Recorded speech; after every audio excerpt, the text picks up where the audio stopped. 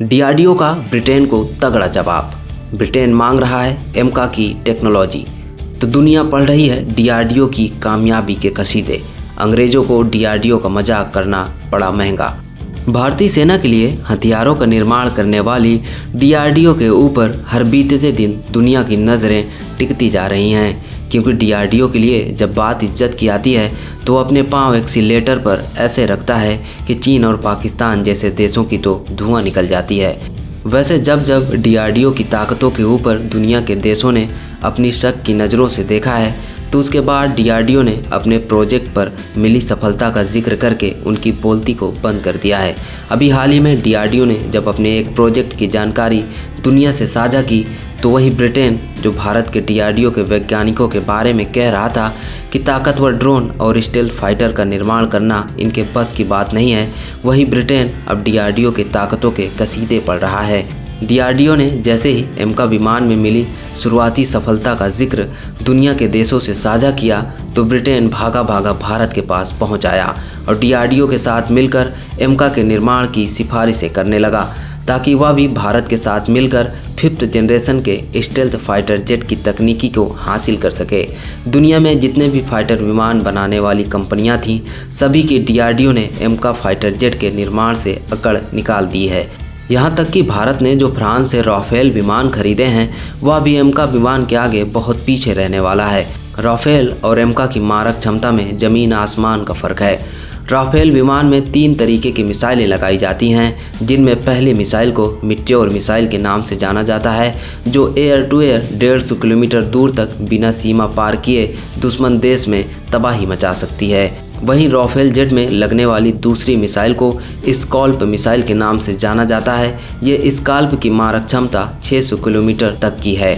Rafale विमान से 60 kilometre से लेकर 600 किलोमीटर तक के एरिया में स्थित टारगेट को निशाना बनाया जा सकता है, जबकि एमका फाइटर जेट की मारक क्षमता 1000 किलोमीटर तक होने वाली है। वहीं साथ ही इस फाइटर जेट में किसी भी मिसाइल का भी उपयोग नहीं किया जाएगा। इसमें मिसाइलों की जगह इलेक्ट्रॉनिक वेपन्स का इस्तेमाल होगा।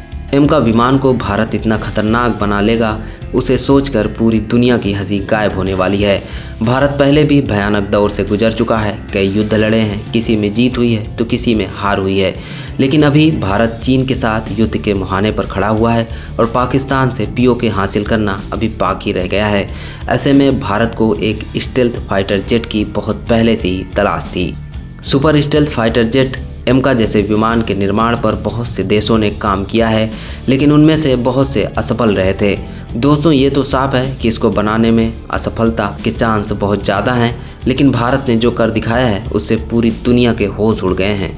चीन जिस प्रकार से बॉर्डर पर भारत पर हमले करने की फिराक में लगा रहता है, उससे यह लड़ाकू विमान बहुत ही अहम होने वाला है।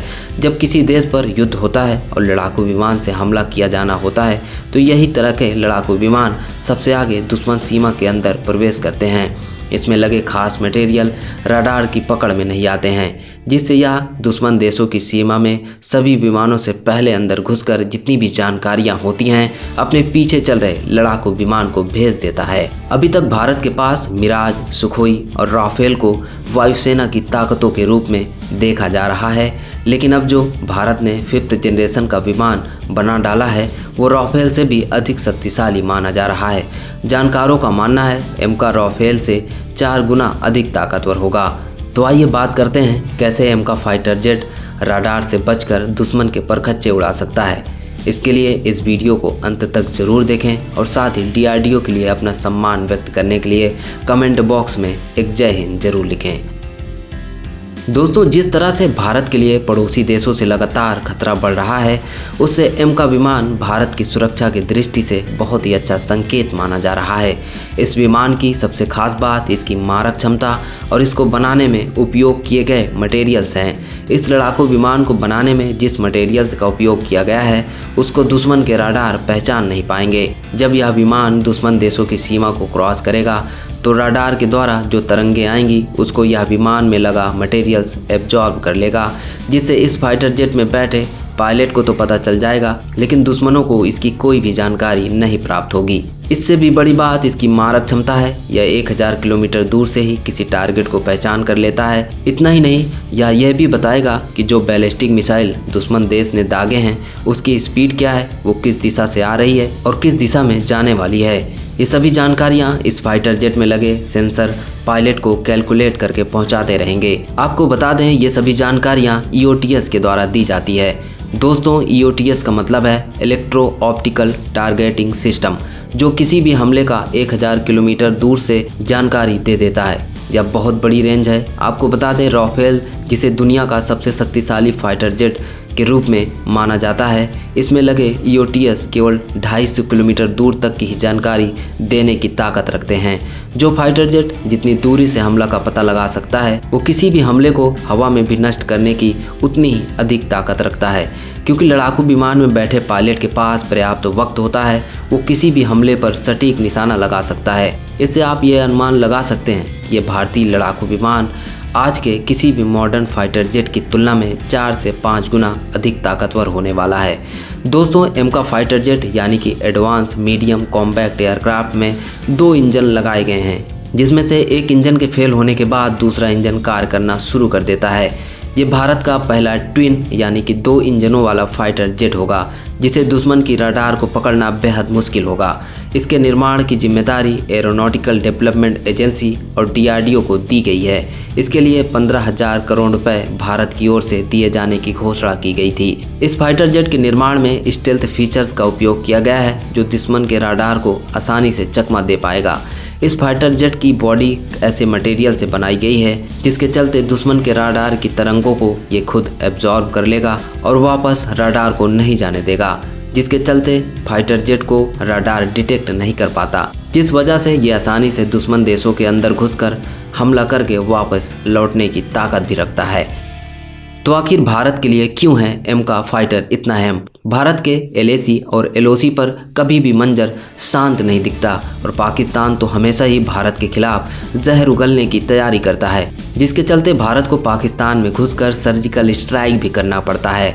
अब ऐसे में जिस फाइटर को सर्जिकल स्ट्राइक में उपयोग किया जाता है, उसमें ऐसी तकनीकी लगी होनी चाहिए जो रडार की पकड़ में ना आए। इस लिहाज से एमका फाइटर जेट भारत के लिए बहुत ही बड़ी कामयाबी के रूप में देखा जा रहा है, क्योंकि ये रडार को बड़ी आसानी से चकमा दे सकता है और यदि किसी कारणवश या दुश्मन की नज़रों में आ भी जाता है तो इसमें EOTS तुरंत फाइटर जेट को अलर्ट कर देते हैं और दुश्मन के वॉर की सटीक जानकारी उपलब्ध करा देता है। दोस्तों, आपको बता दें, EOTS फाइटर जेट की नोज के बिल्कुल नीचे लगा होता है। ये EOTS जितना बड़ा होता है उतना ही कारगर साबित होता है। एमका फाइटर जेट के निर्माण की प्रक्रिया 2019 से ही शुरू हो गई थी, जिस पर अभी भी काम चल रहा है और इस विमान का 2025 तक पहला टेस्ट होने की संभावना है। एमका विमानों का निर्माण करना बहुत ही मुश्किल काम है, इसलिए इसके निर्माण करने वाले देशों में असफल देशों की तादाद भी ज़्यादा है। अभी तक इसका निर्माण अमेरिका ही कर पाया है, लेकिन जिस तरह से भारत ने शुरुआती चरणों में सफलता हासिल कर ली है, उससे बहुत ही जल्द एमका का निर्माण भारत करने वाला है। उधर चीन भी दावा करता है कि उसके पास F-20 लड़ाकू विमान एक एमका विमान है, लेकिन जानकार इस पर संदेह जाहिर करते हैं कि चीन के पास अभी तक एमका की तरह कोई भी फाइटर जेट उपलब्ध नहीं है। अभी हाल ही के वर्षों में भारत ने जिस प्रकार से एक से बढ़कर एक स्वदेशी हथियारों का निर्माण कर लिया है, उससे शक्तिशाली देश अमेरिका और रूस भी हैरान हो गए हैं। तो दोस्तों, फिलहाल के लिए इस वीडियो में इतना ही, लेकिन आप DRDO के प्रति अपना सम्मान व्यक्त करने के लिए कमेंट बॉक्स में एक जय हिंद जरूर लिखें और साथ ही वीडियो को भी लाइक जरूर करें।